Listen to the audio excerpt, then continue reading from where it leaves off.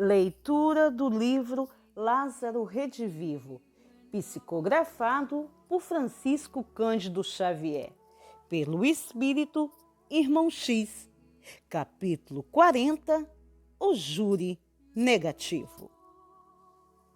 O espírito Rodrigo Beron, antigo homem de letras na terra, foi chamado a um júri familiar, constituído de afeiçoados e colegas que com ele haviam privado intimamente na luta material. O desencarnado dera notícias de si mesmo depois da morte, e o fato alvoroçara o antigo campo doméstico, provocando estranheza geral. Contudo, diante das consequências morais que a surpresa envolvia, os velhos camaradas do morto repeliram a boa nova energicamente. O Beron, todavia, não se intimidou e, porque habitasse agora o país da verdade, continuou escrevendo, dirigindo-se não mais aos irmãos de outro tempo, mas aos companheiros de boa vontade, que a nova tarefa lhe dera conhecer, enriquecendo-lhe o coração. Ante a insistência dele, porém, os amigos reclamaram-lhe a presença em reunião mais íntima, a que o médium, acusado de embusteiro e mistificador, compareceu constrangido, encarcerado em justas inibições. No entanto, tamanho era o bom desejo de Rodrigo, que os obices naturais foram vencidos e ele conseguiu manifestar-se perante a assembleia de irmãos do pretérito, agora convertidos em simples investigadores. Logo notou que ninguém na sala recebia visita com a espontaneidade desejável. Todos os presentes timbravam em fixar atitudes de vigilância. Alguns arregalavam os olhos, outros apuravam a acuidade auditiva para intensificar a severidade da crítica. O Beron, todavia, enganado em seus melhores e mais belos propósitos, deu vazão à emotividade que lhe banhava a alma e, chorando de júbilo, dentro dos conhecimentos dilatados que a morte lhe ortogara, saudou comovidamente: meus amigos, que a paz de Deus esteja conosco. Entreolharam-se, admirados, os assistentes. Um deles rompeu a estupefação e comentou em voz alta: "Oh, que significa isto? Rodrigo Beron era um ateu inteligente, não falaria agora com relação a Deus." Antes que as opiniões contraditórias se fizessem ouvir com mais calor, evidenciando o menosprezo à preciosa oportunidade, Rodrigo asseverou, paciente: amigos, a morte modifica-nos. Impossível insistir na negação sistemática diante das afirmações da vida vitoriosa. E passou a relacionar consoladoras reminiscências, referindo-se a acontecimentos e datas inesquecíveis. Todavia, enquanto o desencarnado expandia sublimes emoções, os presentes acentuavam a frieza do primeiro instante de observação. Fizeram o Beron ligeiro intervalo, e um deles considerou, atrevidamente: isso não constitui prova? O médium conhece a biografia do morto. E, sorrindo irônico, acrescentava: quem a ignoraria, porventura? Sentindo que não se fazia conhecer pelo passado que recordava, perante os indagadores intransigentes, Rodrigo passou a falar do novo plano de existência, descrevendo-lhe a beleza divina.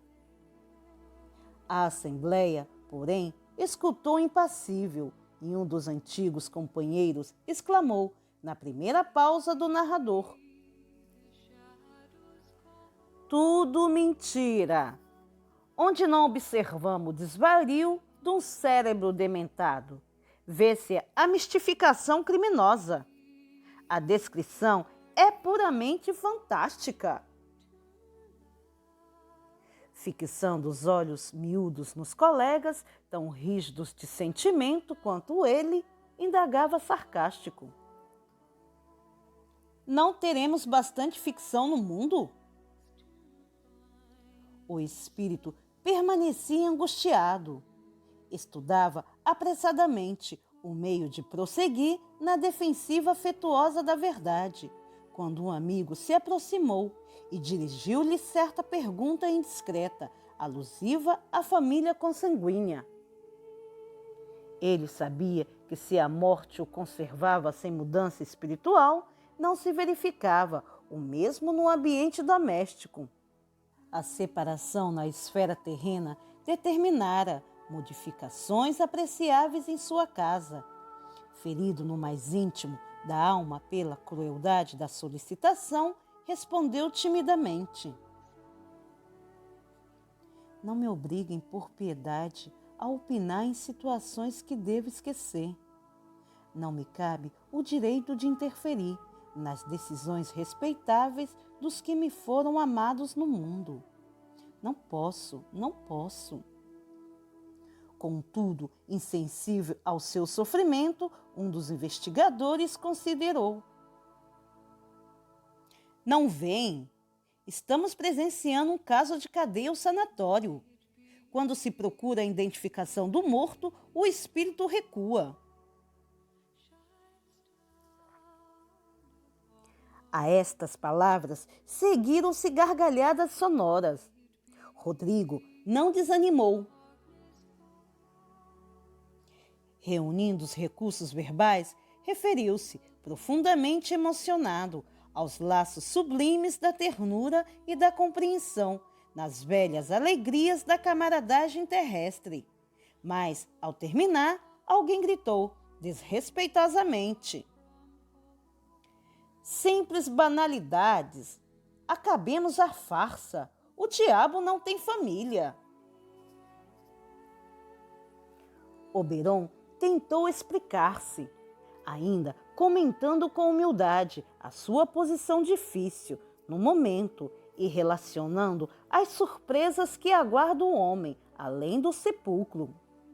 Todavia, antes de concluir, um dos assistentes cortou-lhe a palavra, injuriando-lhe a presença. Vá, Satã imbecil! Um criminoso medíocre não cometeria os erros de psicologia e linguagem que a sua audácia atribui ao nosso amigo morto. Saberemos vingar-lhe a memória. Castigaremos os culpados desse ato burlesco, em que um demente, apelidando-se de médio, desempenha o papel do estrão criminoso, cabotino e inconsciente. O espírito calou-se e, depois de orar em silêncio, sufocado pelas lágrimas abundantes, despediu-se em voz pausada. Adeus, amigos. Nunca mais, enquanto permanecerem na carne, ouvirão o Rodrigo Beron em júris familiares. Entretanto, já que vocês não me recebem no céu do entendimento, eu irei encontrá-los no inferno da incompreensão, na primeira oportunidade. Recusam agora o amigo que a vida lhes devolve, mas a morte esperará por vocês todos, encaminhando-os ao diabo que o invocam. Até a vista.